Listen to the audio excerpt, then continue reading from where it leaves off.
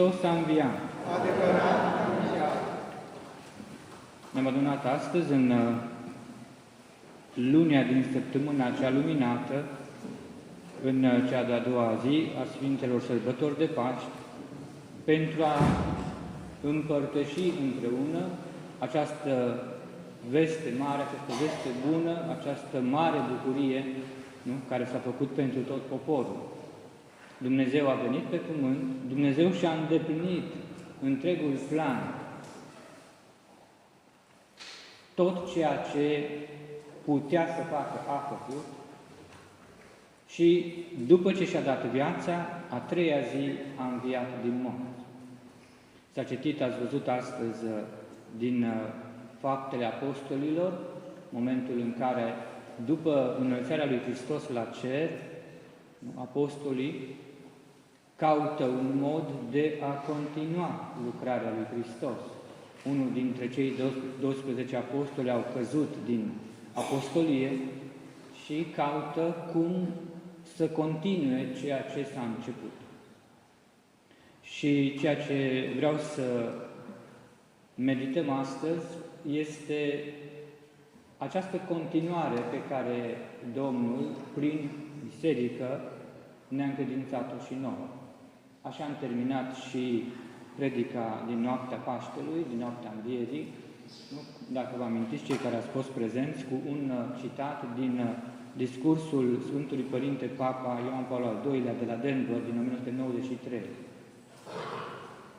în care Sfântul Părinte ne-a îndemnat să fim în noi cei care aducem vestea aceasta bună și pe străzile metropolilor moderne. Cine să ducă vestea dacă nu cei care cred în ea? Cine să ducă vestea dacă nu noi? Sau altfel spus, dacă nu o ducem noi, nu o va duce nimeni. Pentru că lumea oricum niciodată n-a crezut și dacă vreodată a apărut că s-a convertit la credință, s-a văzut cât de mult s-a convertit. De fapt, dacă ne uităm în istoria Bisericii, nu prea a fost vreun moment bun pentru Dumnezeu. Sigur, au fost momente mai bune decât acum. Da, asta putem să acceptăm. Dar acum este, pe de altă parte, și cel mai bun moment, pentru că nu au fost niciodată atâția creștini pe lume cât față. Da? Deci depinde la care parte a paharului ne uităm. Noi suntem cei care astăzi suntem în poziția cea mai bună ca să ducem mărturie. Suntem cei mai mulți, suntem, din punct de vedere doctrinar, cel mai bine echipat. Nu a avut niciodată Biserica Catolică o doctrină atât de clară, cum ne-a lăsat-o Papa Ioan Paul al II-lea, cum ne-a lăsat-o Papa Benedict, cum este în Cateismul Bisericii Catolice, abia publicat, nu? În anii 90. Deci niciodată n-am fost atât de bine. Sigur că în alte predici noi am spus că n-am fost niciodată așa de rău. Dar depinde la ce vrei să te uiți. Există multă speranță, așa am încheiat predica din noaptea Învierii. Pentru noi este o foarte mare speranță dacă ne asumăm misiunea care ne s-a încredințat. Misiunea care este? Misiunea este că această credință nu a fost făcută ca să fie ținută doar în inimile noastre. N-a fost făcută ca să o trăim în bârlog, în gaură de șoarece, de șarpe, da? S-o retras, l-ați văzut pe Ioan, că s-o retras în vășel.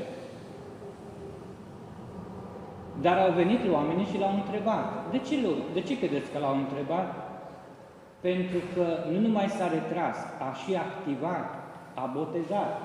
Și asta i-a răcăit pe cei din capitală. Dar ce face? Bun, dacă nu ești nici Hristos, nici Ilie, nici prorocul, atunci de ce botezi? Vedeți că a făcut ceva.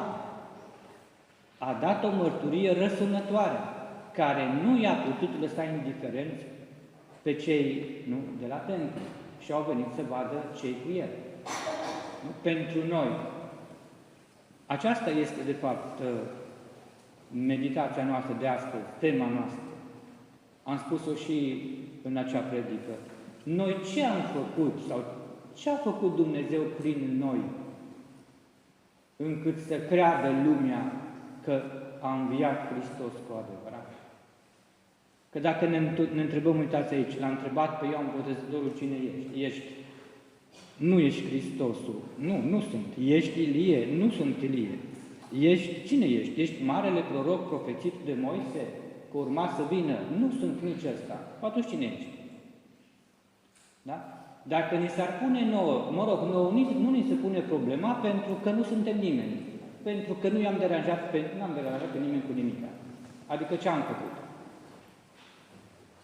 Ca să vină autoritățile să ne întrebe pe noi, dar tu cu ce autoritate faci acesta? Nu întreba nimeni nimic. Probabil că dacă am face ceva cu adevărat semnificativ pentru mărturia lui Hristos în lumea de astăzi, probabil că o să vină să ne întrebe. Dar Dumnezeu nu permite să se întâmple lucrul acesta până când noi nu știm răspunsul la această întrebare. Cine suntem noi? Cine suntem noi? Ce o să le răspundem? Pentru că noi nu suntem prorocul, evident că nu suntem. Nu suntem nici Ilie, nu suntem. Suntem Hristos? Nu suntem. Ba da, noi suntem Hristos pe pământ. Asta este problema.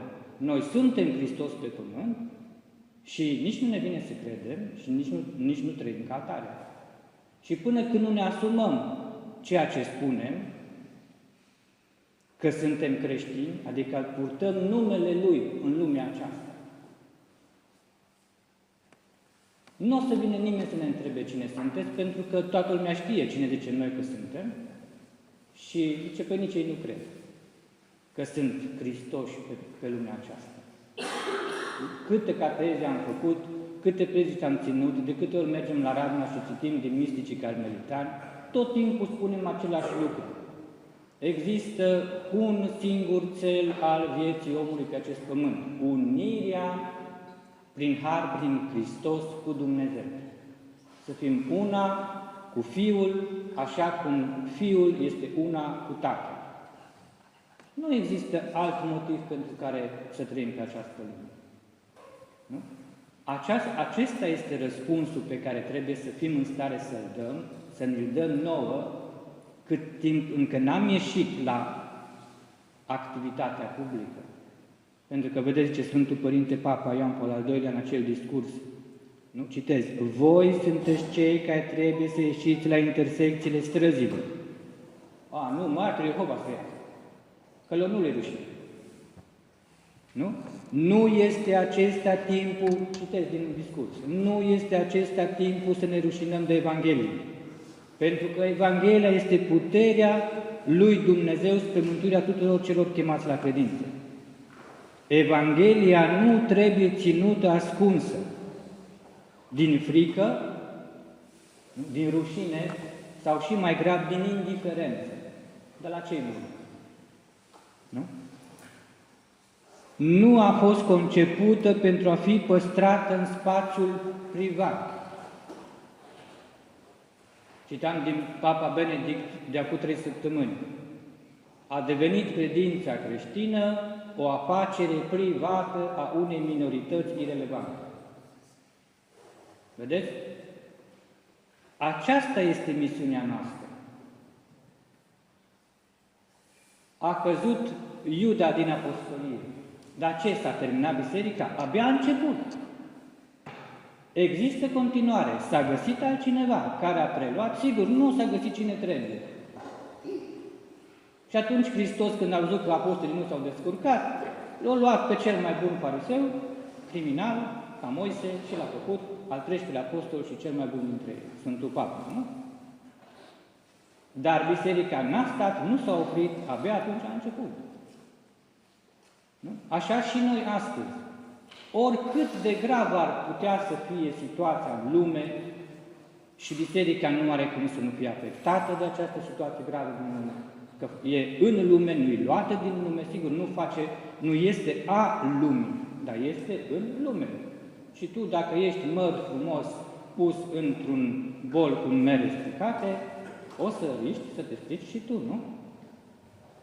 Asta este situația bisericii. Noi suntem cei care suntem chemați să dăm această mărturie frumoasă, nu? Despre iubirea fără de margini a lui Dumnezeu în această lume.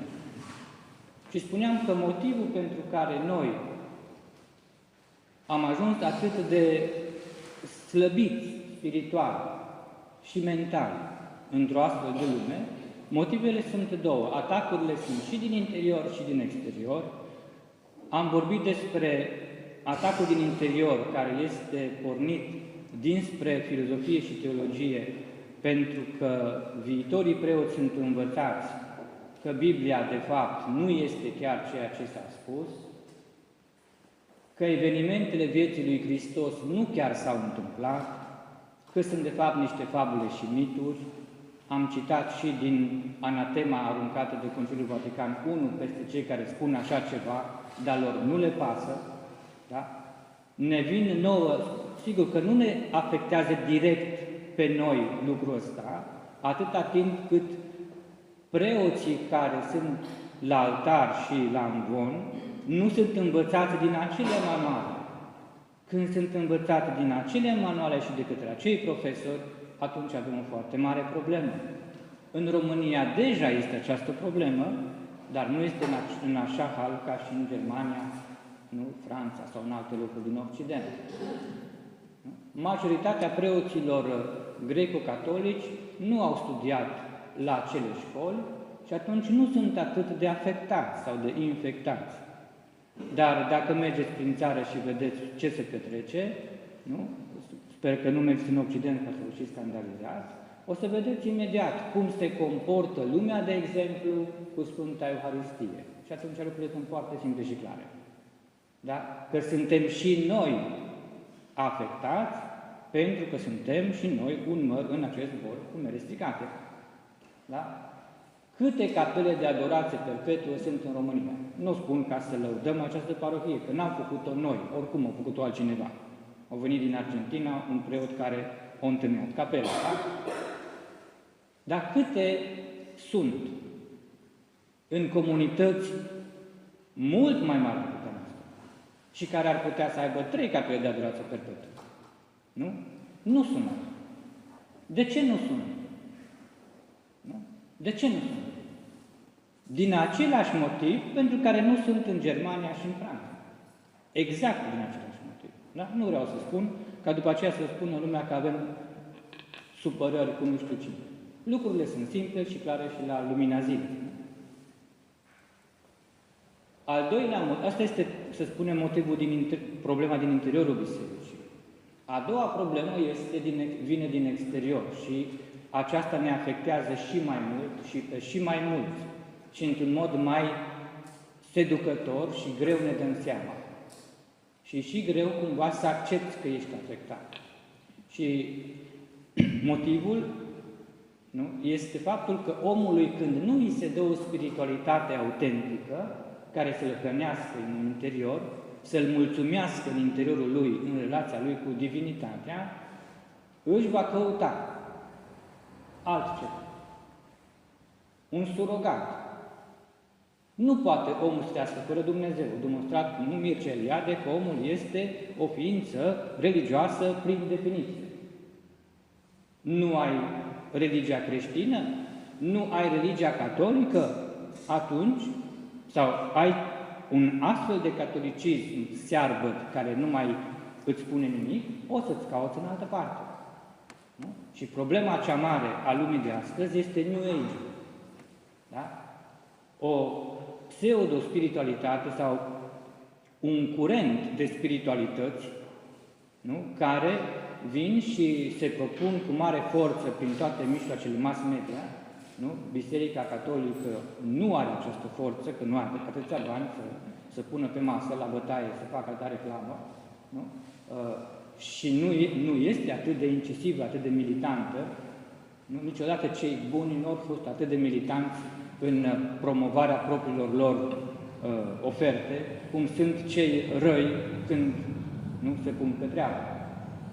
Și iată ne am ajuns să avem credincioși care și se împărtășesc și se spovedesc și nici nu merg pe căile spiritualității catolice, ci pe căile spiritualității, unei spiritualități New Age.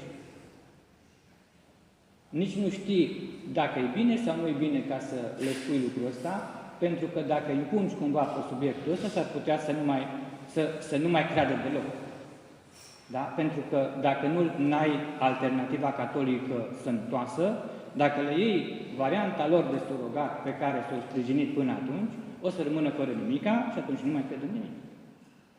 Da? Asta este cea mai mare boală care a atacat Biserica Catolică în ultimul timp. Există pe subiectul ăsta din partea Vaticanului un document foarte clar și foarte simplu și sănătos, în care Papa Benedict, pe vremea când era cardinal, ne-a învățat care este diferența enormă între una și alta și cum că nu este niciodată compatibil New Age-ul cu catolicismul.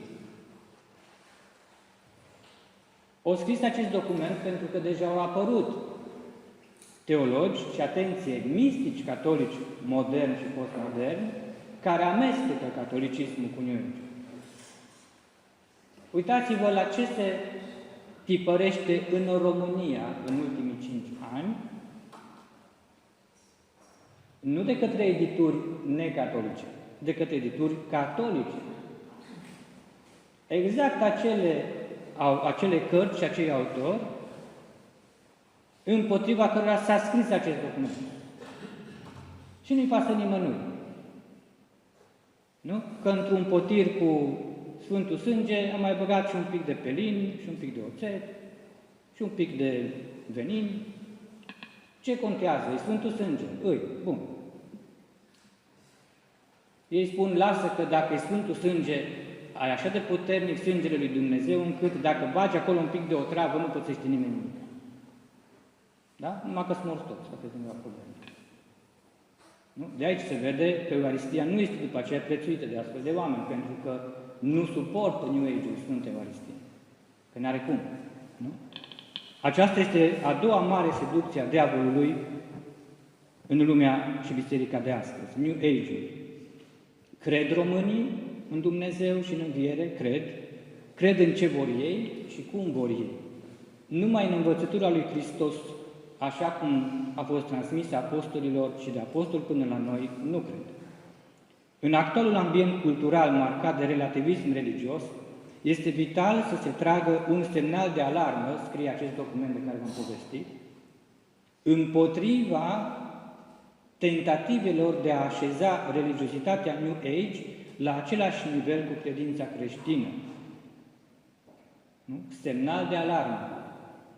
Anii 90 erau. În New Age, omul, și aici, care e marea diferență, da? Ca să știm să ne ferim. În New Age, omul inventează adevărul, îl confecționează. Nu îl îmbrățișează, nu îl primește de la cineva coborât din cer. Da? Noi, ca și copiii, primim de la biserică ceea ce avem de crezut. Asta înseamnă și un act de umilință, nu? Că nu toată lumea e geniu ca să poată să descopere roata. Da?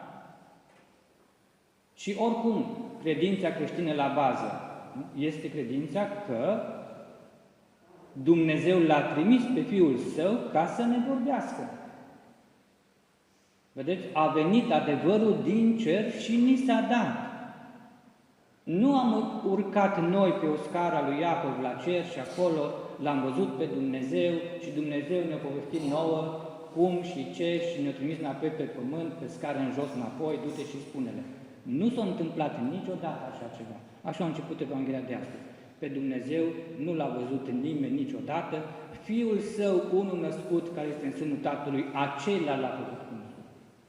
Vedeți? Exact opusul New Age-ului, care spune că omul este cel care are acces în interiorul conștiinței lui la adevărul religios, fără să aibă nevoie de intermediari.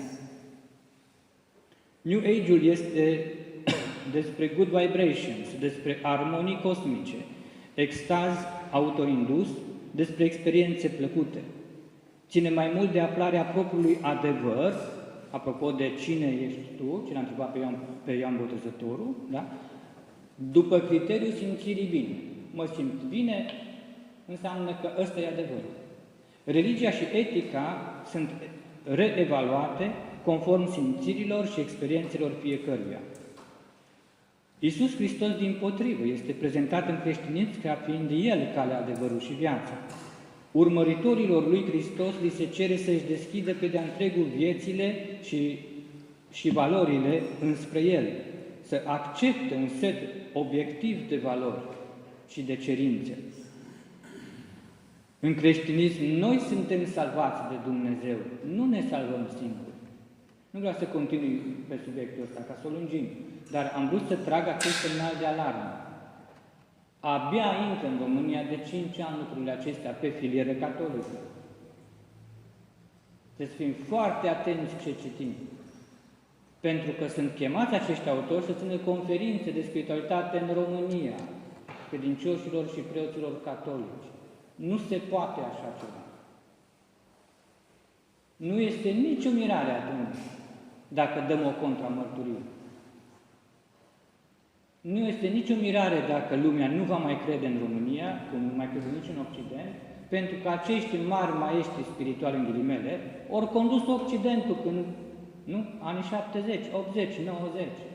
Și după ce s-a făcut praf tot, acum au un spațiu, cum să spun, comercial, să-și vândă produsele și aici. Da? Nu spun mai mult. Este un lucru care ne privește pe fiecare în parte. Preoții nu pot să intre, cum să spun, cu fiecare credincios în librărie să-i spună ce să citească și ce să nu citească. Da? Simplu fapt că este în librărie catolică și este editură catolică, astăzi nu mai spune nimic.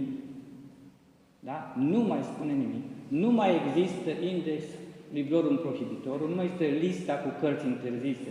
A fost desfințată, vai de capul nostru din cauza asta, da? Și omul credinciosul nu mai are criteriu, nu mai știe ce e bun și ce e rău. Păi dacă e un preot și dacă este cu prefața unui episcop, e bun. Rețineți ce a spus Papa Benedict în acel document, când în anii 90 studenții catolici la teologie citeau cărțile mele, erau numai decât declarați inapți pentru preoție și dați afară din seminar. Da? Vedeți? Sunt două catolicisme în aceeași biserică. Eu spun despre teologie, dar despre mentalitate, despre gândire. Una este în bună înțelegere cu lumea, da? Și merge pe această panta New Age-ului, și cealaltă este, nu? În legătură cu Dumnezeu, care ne dă nouă adevărul de sus, nu? Pe linia pe care ne-a învățat apostolii, nu? Și papii de până acum, Ioan Paul al II-lea, Benedict, da? Nu putem să încercăm să le amestecăm decât cu un foarte, foarte mare risc. Sigur, asta nu înseamnă că nu poate Dumnezeu să trimite odată pe pământ pe cineva care, așa cum Toma d'Aquino a reușit să-l mestece pe Aristotel fără să se nece, da? Să sacralizeze, să încreștineze o filozofie păgână. Dar a fost un foarte mare sfânt. Unde sunt teologii de astăzi care trăiesc viața lui morală și viața lui de rugăciune? Să fie un mistic cum a fost el, un om umil cum a fost el. Nu există așa ceva. Astăzi teologia este o profesie ca oricare alta. Nu? Și atunci, ca să ajungem la încheiere, noi avem această misiune, am spus, de a continua ceea ce Hristos ne-a transmis într-o astfel de situație. Și există o singură soluție. Niciodată nu sunt multe. Și soluția este, ni se dă în cheia acestei sărbători a Sfintelor Paști. Da? Este calea pe care Hristos ne-a deschis-o. Nu este alta. Și această cale, nu, are două aspecte. Moartea cu Hristos și față de lume și față de păcat, și învierea cu Hristos, ca să avem o viață nouă, trăită strict numai pentru Dumnezeu. Repet, strict numai pentru Dumnezeu. Repet, strict numai pentru Dumnezeu, până ne intră în cap. Noi trăim pentru noi, nu pentru Dumnezeu.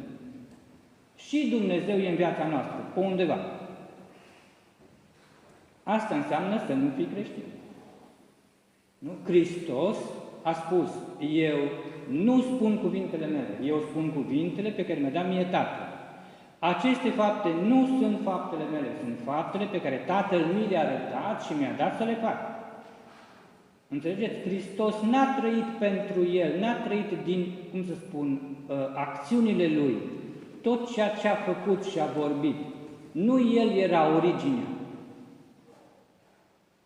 Era Dumnezeu Cel care mișca tot.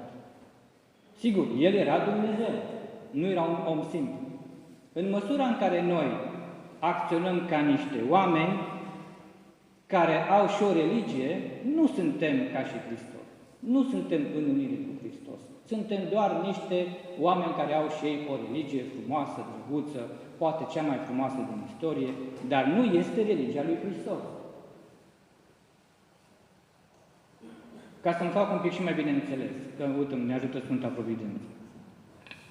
Astăzi este 29 aprilie, pentru că credincioșii romano-catolici rezonează cu noi, da? Și pentru noi ar trebui că este și în calendarul nostru pus cu paranteză pătrate. Astăzi, nu? Este amintirea patroanei Europei, Uniunii Europene. Știți cine e? Sfânta Caterina de Siena. Este astăzi, ca să nu spună nimeni că noi nu știam care este modelul după care trebuie să ne luăm în noua Europa. Că în Uniunea Europeană, în lumea postmodernă, nu mai se trăiește ca nebunit. Serios? Hai să întrebăm pe un om sfânt. Uite, Ioan Paul al II-lea. Cine este model pentru noi astăzi? Apropo, că nu mai vin bărbați la biserică decât vreo 10%. Nicio problemă. Vin femei, că și femeile de foame, dar nu sunt altceva, nu? Atunci ne-a dat Ioan Paul al II-lea, model, doctor al bisericii, este doctor al bisericii din 1970, da? Ne-a dat pe Caterina, Sfânta Caterina de Siena, care a trăit o viață scurtă, la subiect ca și Hristos, 33 de ani și gata, nu a fost nevoie de multe. Da? Și ea a avut un singur lucru de făcut pe lumea asta. A vrut să fie una cu Hristos, nici mai mult, nici mai puțin. Ori avut părinții ei alte planuri. Nu au contat absolut deloc, și dacă s-au supărat, și dacă nu au vorbit cu ea, și dacă nu i-au dat să mănânce. Și ce? Nu m-am născut pentru părinții mei, nu m-am născut pentru mine, m-am născut pentru Hristos. Și ori sunt al Lui, ori nu contează viața asta chiar deloc. Da? Ea spunea despre Hristos că este cel nebun din iubire. Și vroia și ea să fie nebună pentru El din iubire. La 6 ani a avut primul extaz. L-a văzut pe Hristos pe tron, alături de Sfinții Apostoli. Da? La 7 ani a făcut promisiune de castitate. Promisiune că se va dărui toată viața ei strict numai lui Hristos. La 7 ani. Da? La 12 ani a vrut să o căsătorească. Nu mai mâncat, și-a tăiat părul, da? S-a ascuns. S-a făcut să arate așa de urâtă, era foarte frumoasă. Așa de urâtă, încât cumnatul ei, cu care trebuia să se căsătorească, pentru că sora ei mai mare a murit la naștere, și părinții au vrut să o căsătorească cu văduvul, da? Nici nu mai vrut să o vadă cât era de urâtă. La 12 ani, da? Un copil la 12 ani nu știe exact pe ce nume trăiește, încă e cu destine animată. Mă rog, dacă nu e cu altceva.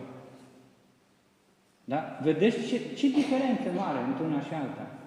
A ajuns această tânără ca la 20 de ani să se căsătorească fizic cu Hristos. I-a dat Hristos inima lui fizic. I-a pus inel pe deget, fizic. A făcut-o una cu El, i-a dat stigmatele Lui, a făcut-o Hristos pe pământ. Până la 20 de ani. Vedeți cine suntem noi? Când am spus că noi suntem Hristos, nu am făcut aici fabule, mituri și figuri de stil, că nu mă pricep. Da? Asta se pricep alții. Eu nu știu cu literatură și cu din asta. Da? Deci, în Biserica Catolică, creștinul este Hristos. Sau nu-i nimic. Nu? Noi nu putem să ieșim pe străzile metropolelor moderne, cum ne-a cerut Papa Ioan Paul al II-lea, dacă noi suntem noi și ne reprezentăm pe noi. Și noi știm discursuri frumoase despre Hristos. Și noi știm Biblia pe de rost. Și ce? Că ce? Protestanții o știu și mai bine. Nu despre asta e vorba, să învățăm noi discursuri.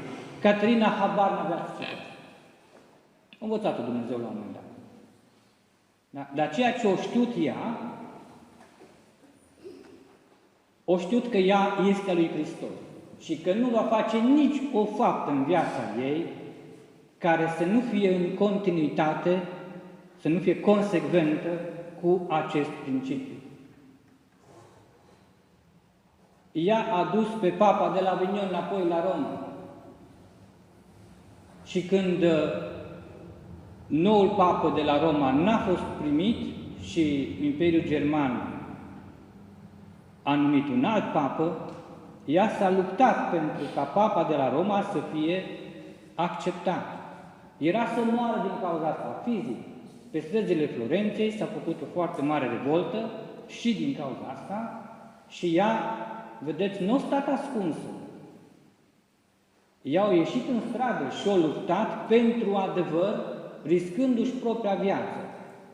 Și când a văzut că nimănui nu-i pasă, ei i-a păsat. Nu i-a păsat nimănui de bolnavi, că aveau probleme politice de mai mari decât suferința omului. S-a dus ea la spital și s-a îngrijit de ei. Mi-e și groază să vă povestesc ce făcea la spital, când se ducea. Dar era Hristos pe pământ. Ea știa că Hristos s-a dus la bolnavi ca să-i vindece. Ea nu avea putere să-i vindece. Dar atunci măcar le duc dragostea lui Hristos. Le lingea rănile cu puroi, ca ei să priceapă că îi iubește Dumnezeu și așa. Nu mânca. La un moment dat, nu mai putut să mănânce nimica. Știți de ce nu mânca? Ca să vedeți ce înseamnă iubire dusă la extrem. Ce înseamnă să încerci să fii și tu nebun după Hristos, cum este nebun Hristos după tine. Părinții ei i-au reproșat, când avea 13-14 ani, deci la 12 ani a vrut să o căsătorească, ea nu a vrut, și atunci ea s-a retras într-o cămăruță undeva în curtea casei. Și acolo a trăit ani și ani de zile. Părinții îi dădeau mâncare, dar ea mâncarea aceea și hainele pe care le găsea prin casă le ducea la bolnavi și la săraci. Și pentru că s-au supărat părinții odată de 2 ori, de 50 de ori, atunci i-au spus, dacă tu le mai duci, tu nu mănânci. Și au spus, bun, bine, eu nu mănânc. Și nu mâncat. Și nu mâncat astăzi, și nu mâncat mâine, și nu mâncat poi mâine. Și știți boala anorexiei, nu? Că la un moment dat nu mai poți mânca? La 30 de ani a întrebat-o superioara, ea era terțiară dominicană. Tu de ce nu mănânci? Tu nu te vezi cum ești, că mori. O și muri după 3 ani. Și au zis, păi eu aș mânca, dar nu pot. Am o boală. Eu zic, care o boală, da? Deci atât de mult s-o reținut din a mânca, repet, ca să dea la alții care nu aveau ce mânca, încât ea s-a îmbolnăvit și a murit la 33 de ani ca și Hristos. Am făcut noi vreodată ceva, nu așa ceva. Nu așa ceva. Ceva care să aducă așa ceva? Poate că unii da, pentru că suntem totuși creștini și încercăm să ne unim cu Hristos. Dar până când nu facem lucrurile acestea, discursul lumea asta a auzit o grămadă. Și mai bun decât ale noastre. Și mai atractive. Și va mai auzi. Și biserica va crește numeric, dar în același timp Papa Benedict spunea cu 3 săptămâni, biserica moare în suflet. Da? Crește fizic și îi moare vitalitatea. Știți când se întâmplă, cu ce boală se întâmplă când cresc celulele, dar de fapt omul moare, că știe toată lumea. Da? Asta se întâmplă de fapt. De ce? Pentru că noi nu știm cine suntem și ne este și frică să ne asumăm că noi suntem Hristos pe pământ. Și că trebuie să-L iubim, să ne hotărâm să-L iubim așa cum El ne iubește pe noi. Da? Așa o să continuăm această săptămână luminată, nu? Cu această meditație, gândindu-ne, uitați cine suntem noi pe pământ, care ne este misiunea. Nu știu dacă noi am trecut de prima fază, că în viața tuturor sfinților, și la Ioan Botezătorul se poate vedea, și la Caterina de Siena, la orice sfânt se vede. Există o perioadă de formare a sufletului, de unire cu Hristos, și există o perioadă de acțiune. Caterina de Siena, până pe la 21 de ani, a fost complet ascunsă de lume. Nimeni nu știa de ea, decât duhovnicul și încă 2-3 persoane. De ce? Pentru că părinții nu o suportau, îi zicea că e dusă, ludă, e dusă, și o să moară acolo ca un șoarece, da? O nebunii fata, da? Și o disprețuiau profund. Ei au făcut vot, i-au spus, pentru mine tata ăsta care nu mă suportă este Dumnezeu. Mama care nu mă suportă este Sfânta Fecioară. Frații mei care nu mă suportă sunt apostoli și eu sunt slujitoarea slujitorului lui Dumnezeu. Și deci îi slujea în toate, ca și cum era Dumnezeu, deși o disprețuiau din toți forii. Așa au trăit până la 21 de ani. O intrat la 14 ani, o intrat la terțiare. Nu-au suportat-o terțiarele, au zis că e bulândă. Și ce caută între ele? Că toate sunt văduve și are numai 14 ani. Toate erau văduve. Ce se caută fata asta aici? Ne strică toată povestea. Și din cauza asta nu s-a dus în comunitate și a stat acasă, unde nu suporta părinții și frații și unde, pentru că în biserică nu suporta biserica. Nu s-a ascuns că o vrut ea să se ascundă, nu a avut încotro. Oricine iubește pe Hristos va avea destinul lui Hristos. Nu va putea să fie suferit nici măcar de cei care se dau creștini, nu zic de cei care sunt necreștini. Nu? Până la 21 de ani a fost așa. La 21 de ani s-a căsătorit cu Hristos, sau Hristos a căsătorit-o cu el. Și din acel moment, Hristos a trimis-o în public și a devenit cea mai publică figură a Europei. Nu a Florenței, a Sienei, a Italiei, a Europei. Între 20 și 33 de ani nu a existat episcop, teolog, politician, rege, care să nu fi fost măcar o dată spăriat de ea. Că practic făcea pe toți cum definde. Adică le spunea adevărul verde în față. Fraților, ori sunteți ai lui Hristos, ori sunteți ai dracului. Nu se poate și așa și așa. Există scrisorile ei, se pot citi. Poate că nu sunt românește încă traduse. Există tratatele ei de teologie. A devenit unul dintre cei mai importanți teologi scolastici ai secolului XIV și n-a avut școală. I-a făcut Hristos școală. Vedeți? Ce resurse avem noi la dispoziție? Hristos e același și ieri și azi și va fi întotdeauna. Da? Numai să vrem noi, să ne ajute Bunul Dumnezeu, ca aceste sărbători să nu treacă pe lângă noi și să ne lasă așa cum am fost înainte să le începem. Ci cu adevărat să ne întrebăm, eu, care îl reprezint pe Hristos în lumea aceasta, sunt unit în dragoste, în mod desăvârșit cu El, măcar mi-am propus lucrul ăsta. Ce am făcut pentru asta? Și ce mă hotărăsc să fac de astăzi încolo, încât El, într-adevăr, să poată să fie iubit și în secolul 21 în Timișoara.